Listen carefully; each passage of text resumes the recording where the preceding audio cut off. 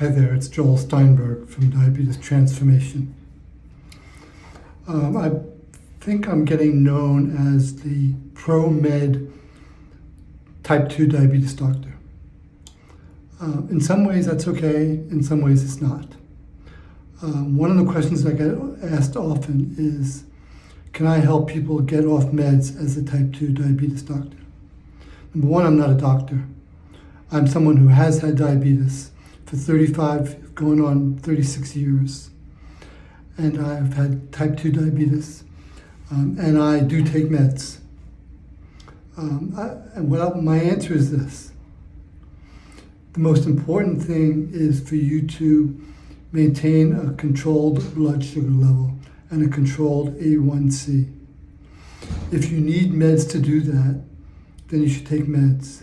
If you can do without meds, that's great.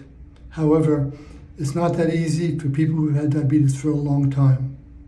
If you've had diabetes for 35 years like I have, likely you've had situations where your beta cells have reduced their ability to produce insulin.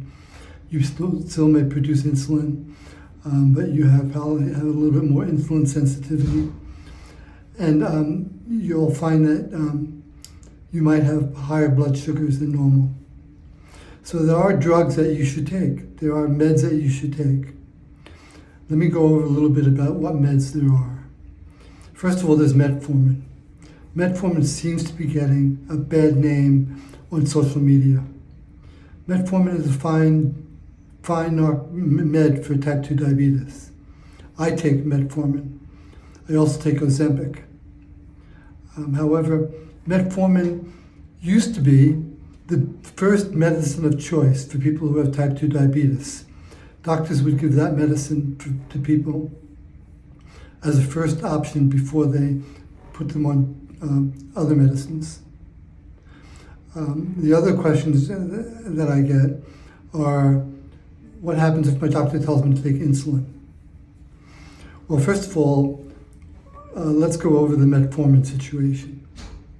Metformin used to be the first drug of choice, but now there's SGLT2s like Farxiga and Jardiance.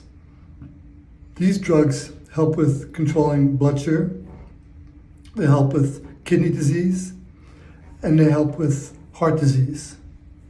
They are substantial issues when it comes to type 2 diabetes. People who have type 2 diabetes for a long time often have issues with their kidneys, and they often have issues with their heart. So the point is that many doctors now are prescribing SGLT2s instead of metformin. When I see people online talking about metformin being a terrible thing and that you shouldn't have to take metformin, I say, well, that's not true. There's nothing wrong with metformin.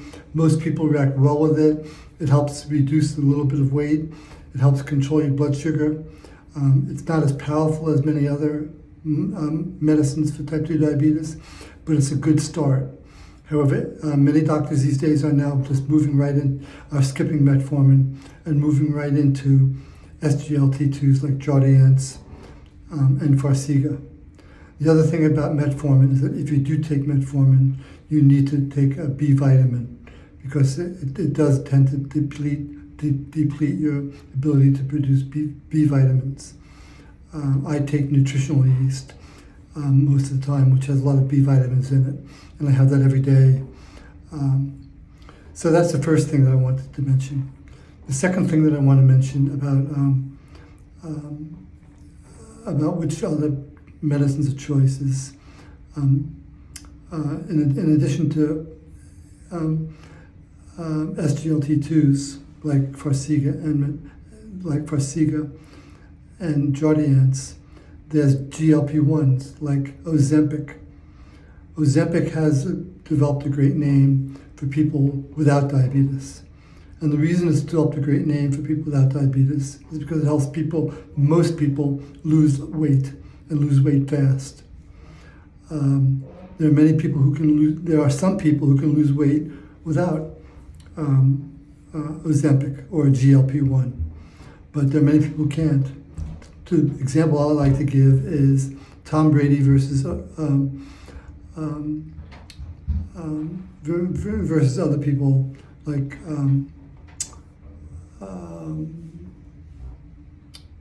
Oprah. So, for example, if you have type 2 diabetes and you're like Oprah, you're more likely to need Ozempic. She goes up and down with her weight, and she can't control it as well. So Ozempic has helped her. Whereas someone like Tom Brady seems to be very disciplined. He's an athlete, and he seems to be able to control his weight, and he seems to be able to control everything about his diet without taking without taking Ozempic. So that's a perfect example of who should take Ozempic and who shouldn't. Most people tend to need something to help them lose weight. And especially if you have type 2 diabetes and you're gaining weight, you should be taking, you should be discussing with your doctor whether you should be taking Ozempic or another GLP-1. There are milder GLP-1s. There's Trulicity, and there's a few others too. So I just want to encourage you all to look into that. Thank you and have a great day. Bye.